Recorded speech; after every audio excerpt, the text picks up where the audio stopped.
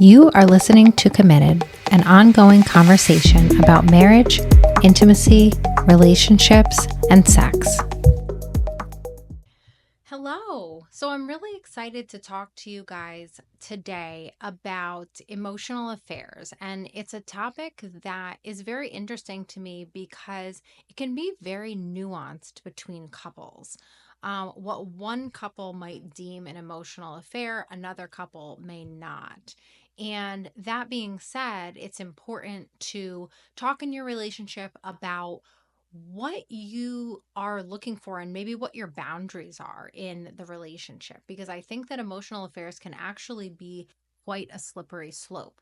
When we think about what an emotional affair looks like, I think that we often think about typical cheating, and I don't always think that that is the case. So I want to go through it with you today. I want to talk about why a partner might have an emotional affair, what the emotional affair might look like, boundaries in your relationship and how to have healthy boundaries, how to have a discussion about healthy boundaries, and how to set boundaries that actually are healthy. And maybe I can talk a little bit about some boundaries that might be healthy versus boundaries that are not so healthy, how to heal from an emotional affair, and whether you should leave the relationship or not, which is obviously going to be a very personal decision for everybody. Some background here that I think is important. So, we obviously have relationships with other people in our lives. We have friendships and we have relationships that might feel like more of a deeper type of friendship. That's not cheating for everyone. That doesn't constitute as cheating for everyone. And so, if you really could, if you're watching this and you are entering into a new relationship or you're in a phase of your life where you will be in a new relationship at one point or another, I really encourage you to sit down with a partner and have a conversation about what the boundaries of your relationship would look like. Because I think for most people, it's like if you have sex with somebody else, or you kiss someone else, or you have like a full on relationship with someone else, that you have physical contact, there are some very blatant examples around what cheating would look like. Your typical, like, I found my partner in bed with someone else, or my partner lied to me and told me they were going one place when they actually went somewhere else with someone else. But where I think that the lines can get blurry is when a partner is not lying or keeping something from you, but when they're engaging in more emotional intimacy with another person. And if you knew about the things that they were talking about, the time that they spent together, even the amount of time perhaps that they spent together, it might make you feel a little uncomfortable, but you're not sure whether to constitute that as an emotional affair. And it's also important to note that everyone's different. So the relationships that we have and our friendships are going to look different. We live in a era where people's relationships are not always so cut and dry the way that they had previously been. And that's not necessarily a bad thing. Some people derive fulfillment from greater emotional intimacy with other people. But what does that emotional intimacy look like? What's appropriate and what's not appropriate for your relationship? It's a very, very personal decision. But what one partner might believe is appropriate for the relationship, the other partner may not. And so where do we go with that, right? Do we let it go and we say, for my one partner, I let them have the autonomy to have the type of relationships that feel most comfortable to them? Or do I talk with them about it and make sure that they're kind of staying in line with what we have agreed upon? Or should we make an agreement if we haven't?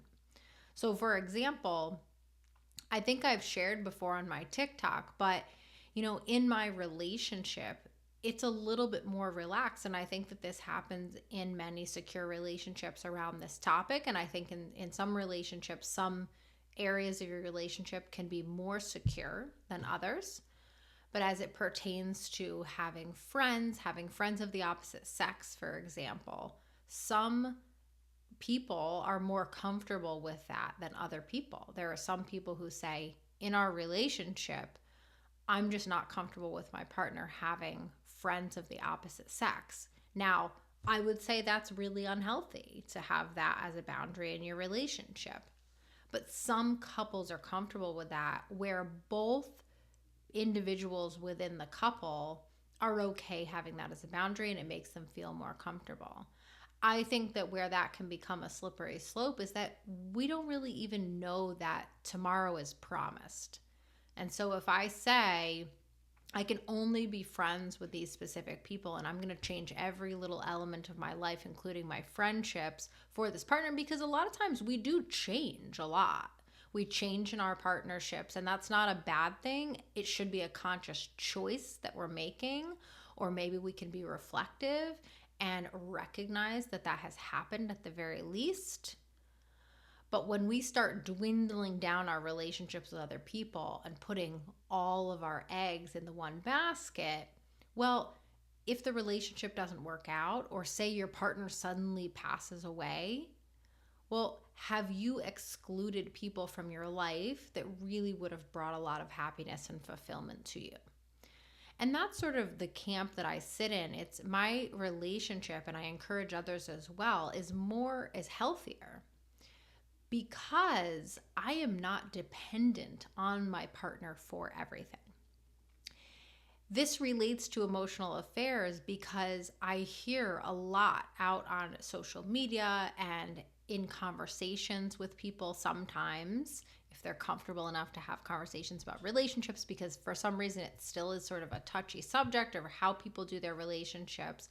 Sometimes people don't have the depth of these conversations that it really can and has the potential to be. But I am a healthier individual when I am able to reach out to and connect with multiple different types of people that fill my cup in different ways. And I know that there are many, many other people who feel this way.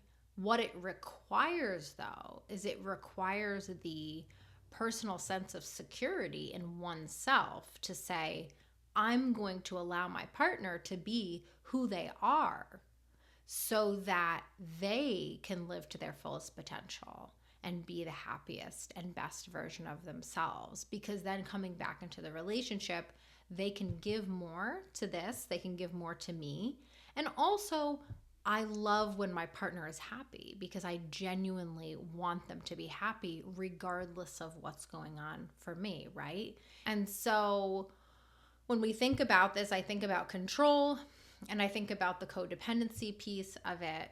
And I think that gets very much wrapped into this emotional affair piece. While emotional affairs can be very damaging to relationships, we need to, number one, signify what is the personality style of the person that I'm with?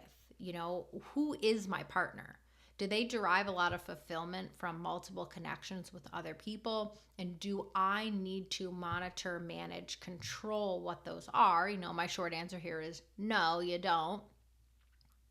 Is it healthy to do that? It's probably not.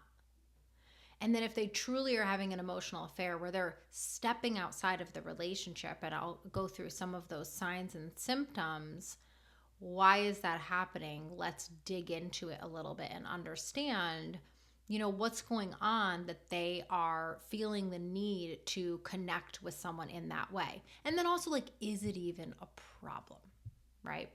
So for me, in my opinion, my professional opinion, I think it's a problem if your partner is withholding something from you that you would normally have in your relationship. So I'll make a really, really silly example. Like if I love cats and my partner just doesn't like cats, and I go to somebody else to talk about cats because cats are my passion, is that an emotional affair? Does that constitute as an emotional affair? And obviously, I'm giving number one a very simplistic example, but number two, something that is obviously doesn't constitute as an emotional affair. But if I have something that's really important to me and my partner's not engaging in that with me, what differentiates that from, you know, between an emotional affair and me pursuing something that my partner just can't give me? Is it out in the open that my partner can't give that to me? Is there maybe an agreement that we've made that I can't get this need fulfilled here, and so I'm getting it fulfilled somewhere else? Am I going behind my partner's back? For me, an emotional affair is more in the realm of I'm going behind my partner's back blatantly because I can't get this need fulfilled in this relationship. Not we both have a common understanding that I'm just not able to have this or do this or talk about this in this relationship. And we are now, there are certain things where you want to have a blatant understanding of it. Like you want to have a blatant understanding that your partner's not going to try, that you're now going to go outside and get that need fulfilled somewhere else. So as you can see, it can get pretty hairy, right? Because not everything is cut and dry. And I think that that's the same thing with physical cheating as well. For certain couples, it's like you talk about it, and people, of course, talk way more about physical cheating, and you think about sex and you think about the physical aspects of being with someone else. There would just be things that would be awkward to share with another person if you're in a relationship or you're in a marriage, that you just don't share those physical aspects, right? But then there are certain things that feel, in the middle, and that two people would look at them very differently. And obviously, everyone has such a variation of opinions on what they would do, whether they would stay in the relationship, whether they would leave, how they would heal from that. And so I'm just throwing some ideas out there right now because it's a really, really important topic, and it's something that a lot of people go through in their relationships. Truly, such a large percentage of people deal with infidelity, deal with emotional affairs in their lifetime, sometimes don't even know how to put a name to an emotional affair, because I have to kind of remind myself that although I'm in this world of intimacy, sex, relationships, marriage, not everyone is. That's not where their brain is at all times. And so sometimes people don't really truly know how to categorize things and how to label them if a label is necessary, or how to at least put words to it. So, why might a partner have an emotional affair to begin with? What is enticing about an emotional affair? So, I think first of all, people don't often say to themselves, my partner's not giving me what I need. I need to have an emotional affair right now. That's probably pretty rare. I think it more so happens that you come upon a connection with someone else and you deepen that over time because it's exciting. And honestly, I can really feel this, right? Like, the difference is if I'm pulling away from my partner and I'm depriving my relationship of what it needs to function happily and successfully, that would be more so categorized as an emotional affair. If I'm giving to my relationship what I was giving before, but I'm also just getting some other needs met by connecting emotionally with somebody else, truly, what is the problem with that? Right? And I want to hear what your thoughts are in the comment section, because I know that people have very distinct opinions on this. And I think that this is a really, really great topic to go off with and have even multiple episodes if we need to. I'm going to say things here that are going to ruffle some feathers that people aren't going to always agree with. And I think that that's completely fine. And I welcome you, and I want you to share what your thoughts are on this. For myself, I have multiple relationships with people of the opposite sex where we certainly share emotional intimacy. We share things that are going on in our life. We share things that we, want to aspire to do. Some of those normal conversations that I might have with my spouse, I also have with some of these people whom I call my friends, and they are my friends. But there are other people who I just don't happen to go as deep with for one reason or another. And they're not anything that I ever hide from my spouse at all, ever, and talk with him about all of the time. he's completely aware of these connections, and I'm also aware of his connections with other people. Now, there are certain things that we share exclusively in our relationship together, of course, and that's the case with most relationships. And I think most relationships are pretty heteronormative, right? But I do think, in terms of where I go in my relationships, it does push the boundaries of comparatively to other people's relationships. And so I think it can be a really, really interesting topic to talk about. Okay, so a partner might have an affair because they're not getting a need met in their relationship.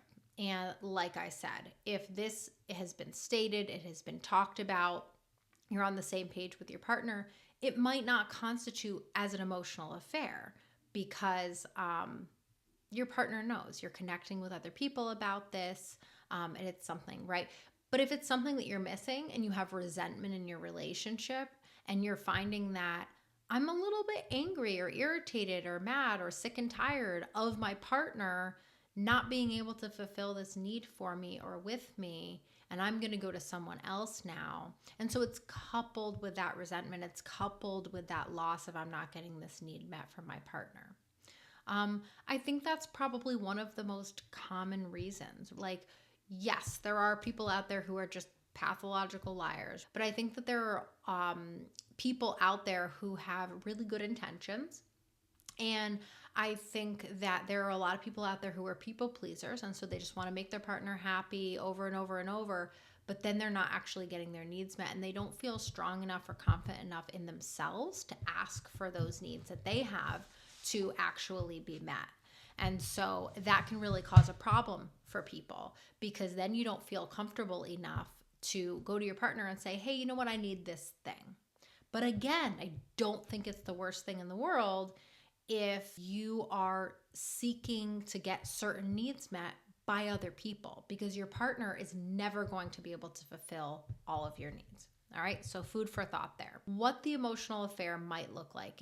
If you're lying, you're maybe hiding text messages, hiding emails, maybe you are hiding direct messages because today is the day of social media, and so it can be very easy. You can hide certain things. It could be your typical cheating scenario, which could be like they're meeting up and they're having coffee together, or they're having a drink, or they're going out to dinner, and it lacks the physical aspect. I think probably if you are hanging out with someone else and it is more of an intimate, like romantic, like you're hiding it from your partner, there's a good likelihood that it does become physical. But I think a lot of the stuff can really happen digitally. And so you're talking with someone regularly, and you're talking with them about things that you don't want your partner to know about, and or you don't talk to your partner about. So I left a section here in my notes about boundaries in relationship. And obviously boundaries in relationship are very important, but often they really go unspoken. And people will say after the fact, well, sorry, you know what? This is a boundary that I have in our relationship. In your relationships, I want your boundaries to be discussed. I want them to be planned out. I want them to be agreed upon. Boundaries with people look different. Boundaries with family members and friends are going to look different than a really healthy boundary with your spouse. And this is what I mean by that. A boundary with someone who is not your spouse or your partner might look like, don't talk to me like that. Or I'm not going to be treated that way. Or I'm not going to be able to hang out with you anymore. Okay, those are just some simple boundaries that you might throw out there. And that might be the way that you share them with other people. Okay. With your partner, it's more of an agreement that I want you to make. So when we're talking about emotional affairs, you might sit down and talk with your partner about, it makes me really uncomfortable when you talk about our relationship with this other person that's in your life. I like that you have the relationship with them, but I don't want your best friend to know about that right now because I'm not feeling good about it. I'm not feeling solid. I haven't fully made a decision, and I want to keep that between the two of us. Now, you can say that to them, but in a romantic relationship, partnership, marriage, what I really want to hear is that your partner acknowledges that this is what your wish is, and that they have an agreement with you that that's what's going to happen or not happen. Because then you have something measurable to look back on if that boundary is then broken, to say, I asked you not to, you did agree to it. It wasn't just that I barked a command at you. It was something that we actually spent time to really talk about and plan out and see how that was going. And I think that that's a lot of the mistake that happens in many relationships when you have boundaries that are broken. It's like, I can't believe that you would ever do that to me. How could you do that to me? But it was never spoken out loud that your partner wouldn't do that to you. It's just this assumption that's been made. And so you can really elevate your relationships. And moving into 2025, make a pact with yourself to elevate your relationships by being really clear on what you're looking for and what you're not looking for. And that really starts too with making sure that you are in a relationship with someone that is going to work for you. We don't want to get into relationships because of passion or lust. I want you to get into relationships because you say, not only am I attracted to this person and I enjoy spending time with them, but our life makes sense together. It works for us to be together. Don't go into a relationship hoping and wishing that you can just change someone and fix someone. And that's where a lot of the problems lie. And that could be another reason why somebody has an emotional affair, because they go into it thinking, well, I'm sure my partner will want to give me, maybe I'll convince them down the line. And then when that doesn't happen, you've known and you've seen who and how this person is over time. And so you're like, forget it. I'm just going to go somewhere else. I'm going to get my needs met. How to heal from an emotional affair. It's going to be different for everyone. I highly suggest not doing the phone checking, computer checking thing for a long period of time. In the short term, it can be very helpful for couples to go sit down and go through things together. Okay, what did that look like? Answer all the questions that your partner wants to hear. I want to know about, what did you get out of this relationship? And this can be hard. I really encourage my couples to be able to do this. If you have a partner that wants to know all of the details of what happened, it makes them feel more secure in the relationship to be able to have that information rather than holding it or keeping it from them because you believe that it would be hurtful for them to hear it.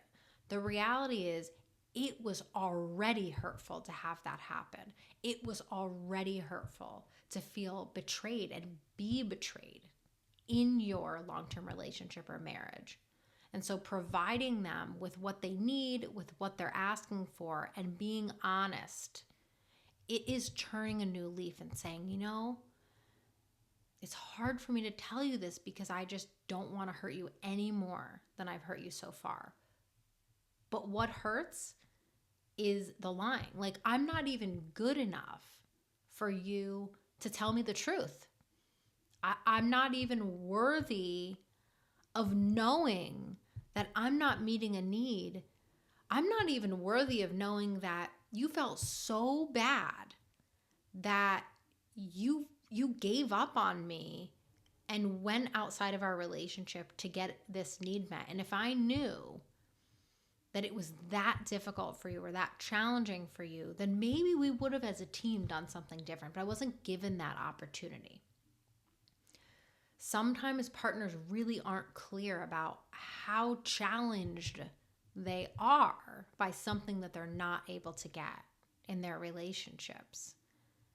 And so they just say, yeah, forget it, I'll take care of it myself. Or they start on this train of, now I'm getting my needs met somewhere else. And then all of a sudden it transpires. And it's like, I don't even want my partner anymore because my partner's not giving me anything. We're just two ships passing in the night. We're just two roommates living in a home. How do we heal? We're going to come back together and we're going to reacclimate to each other. And we're going to reestablish, like, what kind of relationship are we looking for? And realistically, what are our needs that are non-negotiables for this relationship for both of us? And if it's not realistic that the other person provide those to us, where are we getting those needs met, right? Or maybe this relationship becomes dissolved because we really never were a match for each other in the first place. So you kind of have to get the ball rolling with having those conversations of like, yeah, this is a really hard conversation to have, but what was it that you were struggling with and not getting in this partnership that you really need? And what does that look like? And so rekindling your flame, re-nourishing your relationship. So that could look like a vacation every 6 months. Maybe it's a staycation. Maybe you have your house to yourself and you drop your kids off with your in-laws or your parents once a month for a night. Once a month on a Friday night, or maybe every Friday night your parents want to sleep over with them. Or maybe you have a friend where you do a kids trade and you have some of the kids come sleep over at your house and then you give your kids to somebody else. Maybe it's that you get a babysitter for 3 hours and you take a walk. If you have the means, maybe you have a babysitter come so that you can go on an overnight. There's all different ways to get this connection in. And then I think also, because I think some people don't really understand how truly nourishing something like that might be. Like for me, going away for just one night with my husband has been a really great jump starter to rekindle our connection. The most simple, just laying in bed in a hotel room. Doesn't need to be a $300 fancy dinner or shopping spree. It doesn't need to be any of those things. Sometimes just walking around and just not having our phones and just completely focusing on one another. Walking into stores, even if we're not buying anything. But just the fact that we're together and with each other can make such a huge difference. So coming out of an emotional affair, healing from an emotional affair, it doesn't mean that your partner just simply stops because something wasn't working for you before. And so it's going to be important to establish what wasn't working. And it's probably for both of you. It is probably not just one person that has the problem. It's most likely that things may have fell apart. Both of you were struggling. Finally, should you leave? Your partner has a history of lying and keeping things from you. If they've never been fully honest about the affair, if they will not tell you the reasons why it happened in the first place, and if they are not interested and willing to commit to having a new relationship together, your relationship might not be worth salvaging. So, thank you for joining me. I'm really curious to hear your thoughts, questions, comments, because those will drive future podcast episodes. This is just one topic of many, and I'm really hoping in 2025 to get on here and talk to you a lot more. I want to give you easy, digestible episodes.